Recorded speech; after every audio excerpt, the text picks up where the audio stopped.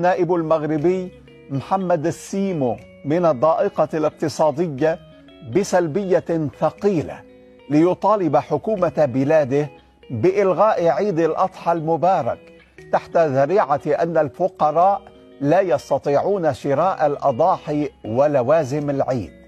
وقد غاب عن فهم النائب ومستوى تعليمه أن العيد مناسبة دينية تعبدية تبدأ بالصلاة وتنتهي بصلة الرحم، مرورا بسنة الأضاحي التي يقدمها الأغنياء للفقراء.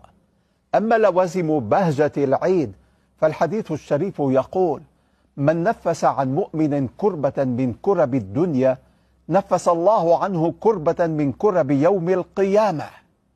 فبدل أن تحجب العيد عن الفقراء عزيزي النائب السيمو، حل كيسك أو حل عنهم، يعني تبرع بمقدورك